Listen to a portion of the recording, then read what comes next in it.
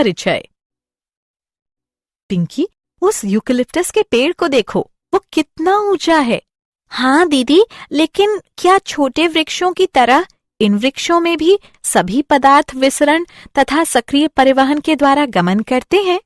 हाँ, लेकिन केवल विसरण तथा सक्रिय परिवहन के द्वारा नहीं, वास्तव में ये प्रक्रियाएं मंद होती हैं। तो दूसरी प्रक्रियाएं कौन सी हैं? आओ, मैं तुम्हें इन प्रक्रियाओं के बारे में बताऊं।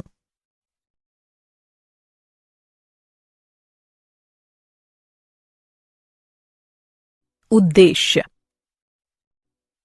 इस पाठ के अंत में आप निम्न करने में सक्षम हो जाएंगे। सामूहिक या थोक प्रवाह प्रणाली को परिभाषित करना, एपोप्लास्ट और सिम्प्लास्ट पथों की व्याख्या करना, मूल दाब सिद्धांत का वर्णन करना, वाष्पोत्सर्जन खिंचाव सिद्धांत का वर्णन करना, वाष्पोत्सर्जन प्रक्रम की व्याख्या करना।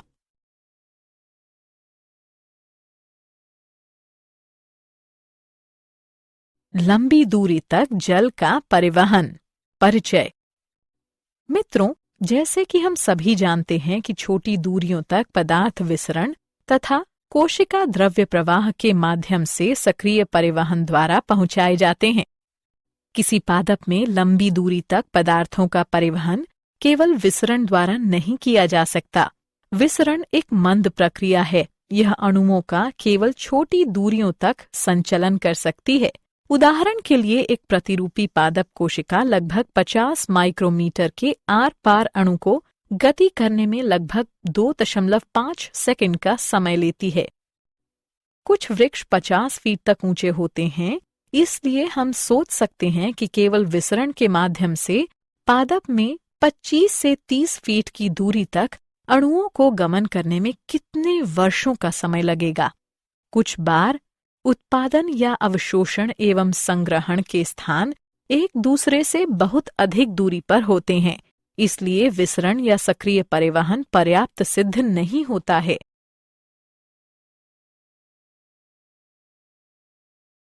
सामूहिक या थोक प्रवाह प्रणाली। ऊंचे वृक्षों में लंबी दूरी का विशिष्ट परिवहन तंत्र आवश्यक हो जाता है ताकि पदार्थ लंबी दूरियों तक एवं अधिक तेज गति से पहुंचाए जा सकें। जल एवं खनिज तथा खाद्य तत्व सामूहिक या थोक प्रवाह प्रणाली द्वारा परिवहन करते हैं। सामूहिक या थोक प्रवाह में पदार्थों का एक स्थान से अन्य स्थानों तक परिवहन दो बिंदुओं के बीच दाब में भिन्नता होने के कारण होता है। सामूहिक प्रवाह की यह विशेषता है कि पदार्थ चाहे घोल हो या निलंबन नदी के प्रवाह की तरह ही बहता है। यह विसरण की अपेक्षा भिन्न प्रकार का होता है, जिसमें विभिन्न पदार्थ अपनी सांद्रता प्रवणताओं के अनुसार स्वतंत्र रूप से ले जाए जाते हैं। थोक प्रवाह को धनात्मक जलीय दाब प्रवणता, उदाहरण के लिए बाग का हौज, या ऋणात्मक जलीय दाब प्रवणता जैसे पुआल के द्वारा चूषण के द्वारा प्राप्त किया जा सकता है। पादपों के संवहनी ऊतकों के द्वारा पदार्थों की थोक या सामूहिक गति को स्थानांतरण कहते हैं। उच्च पादपों में बहुत ही अधिक विशिष्टीकृत संवहनी ऊतक जाइलम और फ्लोएम होते हैं। जाइलम मुख्य रूप से जल, खनिज लवणों, कुछ कार्बनिक नाइट्रोजन तथा हार्मोनों का पादप की जड़ से वायवीय भाग तक स्थानांतरण करता है। फ्लोएम पादपों की पत्तियों से विविध प्रकार के कार्बनिक तथा अकार्बनिक विलयनों को पादपों के विभिन्न भागों तक मुख्यतः स्थानांतरित करता है।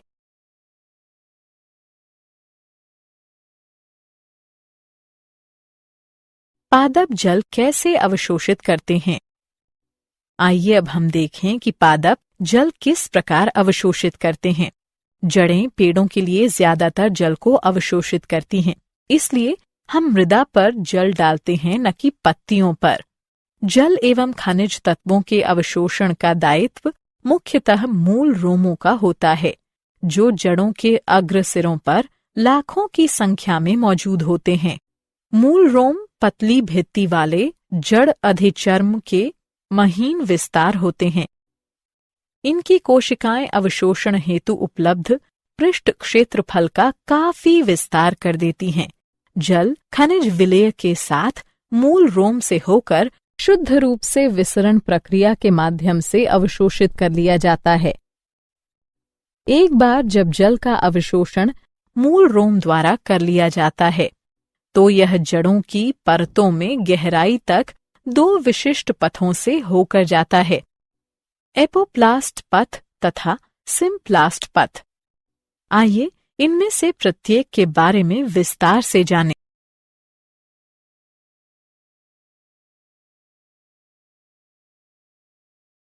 एपोप्लास्ट पथ। एपोप्लास्ट निकटवर्ती कोशिका भित्ति का तंत्र है जो जड़ों के अंतःसत्वचा में मौजूद कैस्पेरी पट्टियों को छोड़कर पूरे पौधे में फैला रहता है। जल का एपोप्लास्टिक परिवहन केवल अंतरकोशिकीय अवकाशों व कोशिकाओं की भित्ति के माध्यम से होता है। एपोप्लास्ट से होकर परिवहन कोशिका झिल्ली को पार नहीं करता। यह गति प्रवणता पर निर्भर रहती है। एपोप्लास्ट जल के परिवहन में कोई बाधा नहीं उत्पन्न करता और जल परिवहन सामूहिक प्रवाह के माध्यम से होता रहता है। जैसे ही जल अंतरकोशिकीय गुहा या वातावरण में वाष्पित होता है तो एपोप्लास्ट के सतत जल प्रवाह में तनाव उत्पन्न हो जाता है। अतः जल के असंजक एवं संसक्ति गुणों के कारण जल का सामूहिक प्रवाह होता रहता है।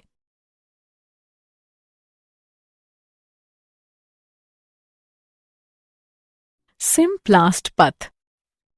सिम्प्लास्ट पथ एक अन्य पथ है। सिम्प्लास्ट तंत्र अंतः संबंधित जीव द्रव्य का तंत्र है। निकटवर्ती कोशिकाएं कोशिका लड़ी से जुड़ी होती हैं जो जीव द्रव्य तंतु तक विस्तृत रूप से फैली रहती हैं। जल कोशिका झिल्ली में होकर कोशिकाओं में प्रवेश करता है, इसलिए इसकी गति अपेक्षाकृत मंद रहती है। गति से विभव प्रवणता होती है। सिम्प्लास्ट गति को कोशिका द्रव्यी प्रवाहन सहायता करता है। कोशिका द्रव्यी प्रवाहन हाइड्रिला पत्तियों की कोशिकाओं में देखा जा सकता है, जहां प्रवाह के कारण क्लोरोप्लास्ट का परिवहन आसानी से दिखाई देता है।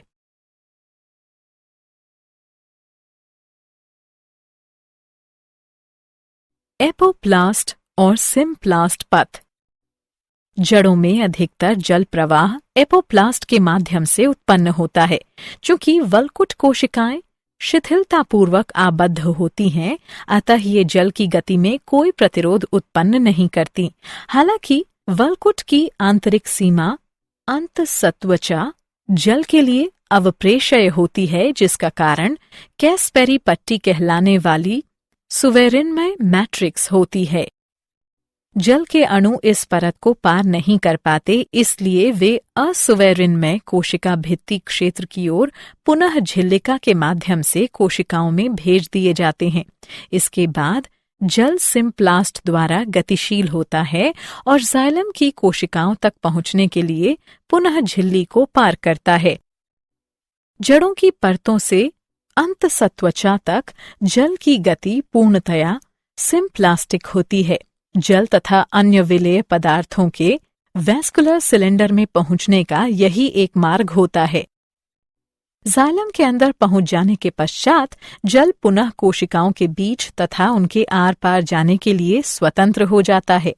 नई जड़ों में जल सीधे जाइलम वाहिकाओं तथा या वाहिनिकाओं में प्रवेश करता है। ये निर्जीव नालियां हैं जो एपोप्लास्ट का हिस्सा होती हैं। क्या आपको पता है कि कुछ पौधों में अतिरिक्त संरचनाएं जुड़ी होती हैं जो उन्हें जल एवं खनिजों के अवशोषण में सहायता करती हैं? माइकोराइजा मूल तंत्र के साथ कवक का सहजीवी संगठन होता है। फफूंदी या कवक के तंतु नई जड़ों के आसपास नेटवर्क बनाते हैं या वे मूल कोशिकाओं में प्रवेश कर जाते हैं। कवक तंतु का एक बड़ा व्यापक पृष्ठीय क्षेत्र होता है जो मृदा से खनिज आयनों और जल को उससे अधिक मात्रा में अवशोषित कर लेता है जितना संभवतः जड़ नहीं कर सकती। ये कवक जड़ों को जल और खनिज उपलब्ध कराते हैं, जिसके बदले में जड़ें माइकोराइजा को शर्करा तथा नाइट्रोजन युक्त यौगिक उपलब्ध कराती है। कुछ पादपों में माइकोराइजा से सहयोग आवश्यक होता है। उदाहरण के लिए चीड़ के बीज माइकोराइजा की उपस्थिति के बिना न तो अंकुरित हो सकते हैं और न ही स्थापित हो सकते हैं।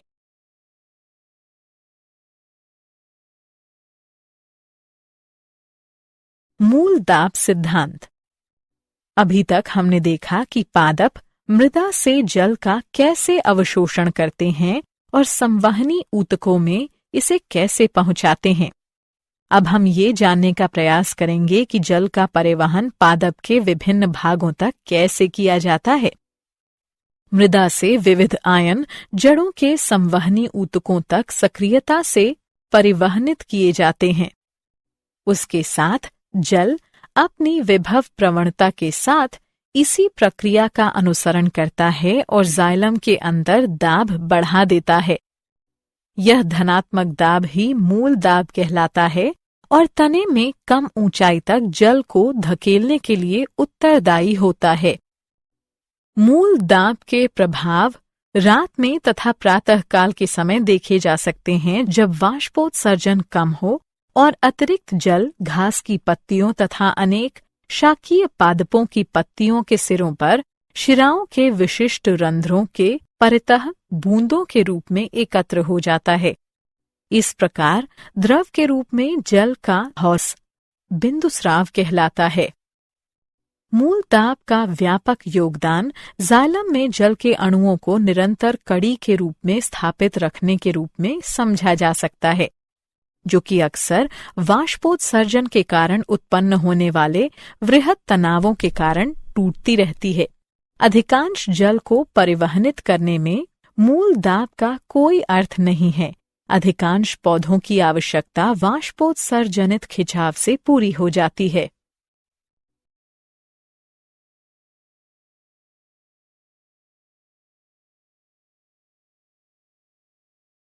वाष्पोत्सर्जन खिंचाव सिद्धांत। एक अन्य सिद्धांत अर्थात वाष्पोत्सर्जन खिंचाव सिद्धांत में अधिकांश अनुसंधानकर्ता इस बात पर सहमत हैं कि पौधों द्वारा जल मुख्यतः खींचा जाता है और पत्तियों से होने वाला वाष्पोत्सर्जन इस खिंचाव प्रक्रिया की संचालन शक्ति होता है। इसे जल परिवहन का संसर्जन तनाव वाष्पोत्सर्जन खिंचाव मॉडल भी कहा जाता है। पादपों में जल अस्थायी होता है। प्रकाश संश्लेषण तथा वृद्धि के लिए पत्तियों में पहुंचाने वाले जल के 1% से भी कम भाग का उपयोग किया जाता है। जल की अधिकतर मात्रा पत्तियों के रंध्रों द्वारा उड़ जाती है। जल की यह क्षति वाष्पोत्सर्जन कहलाती है।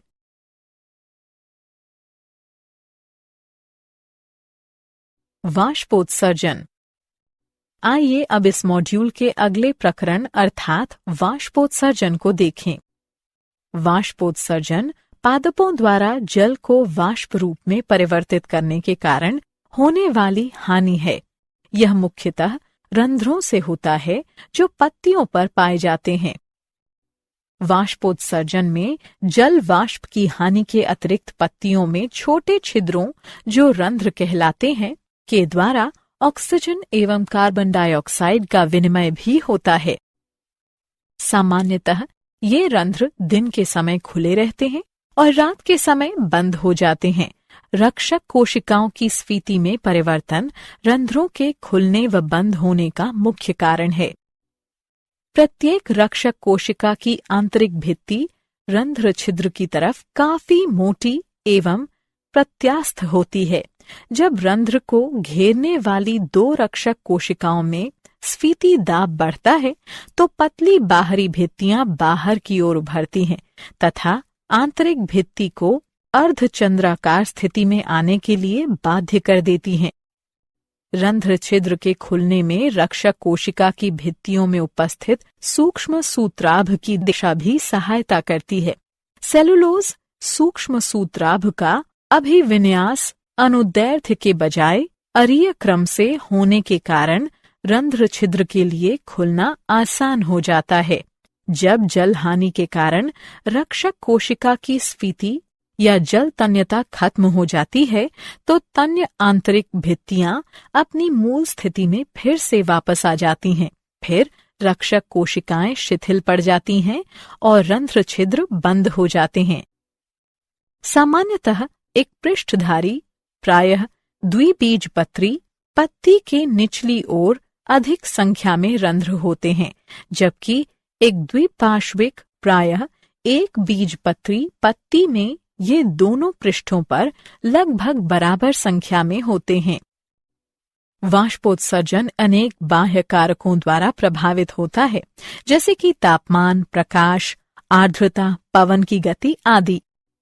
रंध्रों की संख्या तथा वितरण, खुले रंध्रों का प्रतिशत, पौधों में पानी की उपस्थिति तथा वितान रचना आदि वाष्पोत्सर्जन को प्रभावित करने वाले अन्य पादप कारक हैं।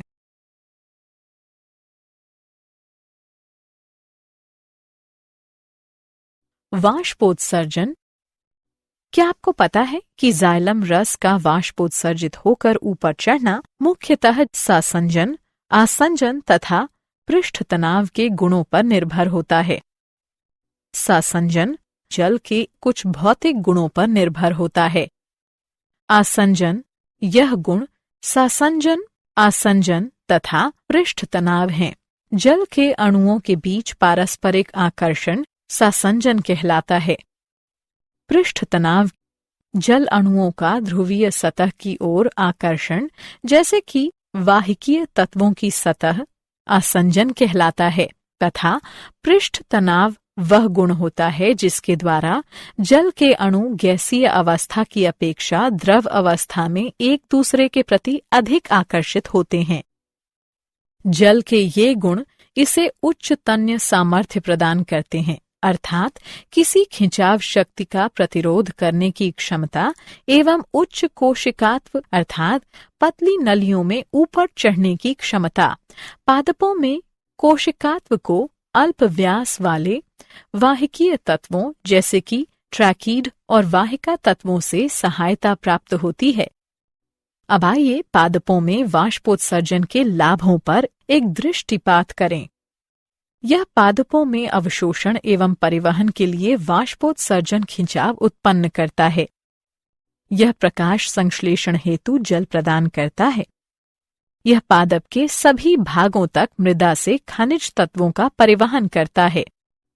यह पत्तियों की सतह को वाष्पीकरण द्वारा 10 से 15 डिग्री तक ठंडा करता है। यह कोशिकाओं को स्वीत रखते हुए पादपों की आकृति एवं संरचना को बनाए रखता है।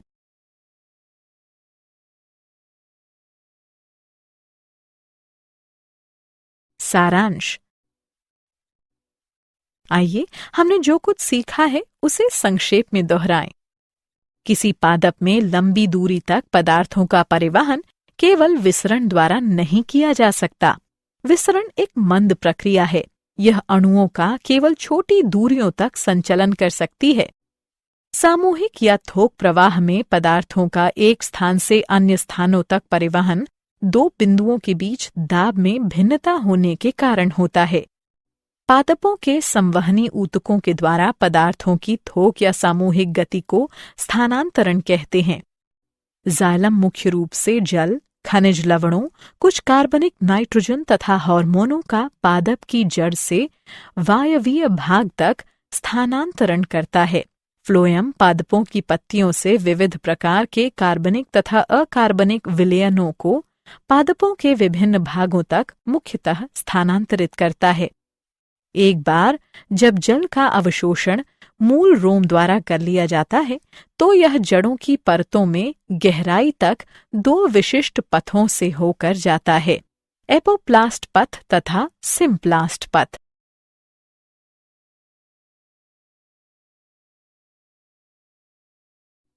एपोप्लास्ट निकटवर्ती कोशिका भित्ति का तंत्र है जो जड़ों के अंत सत्वचा में मौजूद कैस्पेरी पट्टियों को छोड़कर पूरे पौधे में फैला रहता है।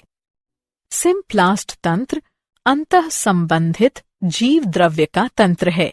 सिम्प्लास्ट गति के दौरान जल कोशिकाओं से उनके कोशिका द्रव्य से होकर गमन करता है। अंतर कोशिकीय गमन प्लाज्मोडेस्माटा द्वारा होता है। मृदा से विविध आयन जड़ों के संवहनी ऊतकों तक सक्रियता से परिवहनित किए जाते हैं। उसके साथ जल अपनी विभव प्रवणता के साथ इसी प्रक्रिया का अनुसरण करता है और जाइलम के अंदर दाब बढ़ा देता है। यह धनात्मक दाब ही मूल दाब कहलाता है और तने में कम ऊंचाई तक जल को धकेलने के लिए उत्तरदायी होता है। पौधों द्वारा जल मुख्यतः खींचा जाता है और पत्तियों से होने वाला वाष्पोत्सर्जन इस खिंचाव प्रक्रिया की संचालक शक्ति होती है। इसे जल परिवहन का ससंजन तनाव वाष्पोत्सर्जन खिंचाव मॉडल भी कहा जाता है।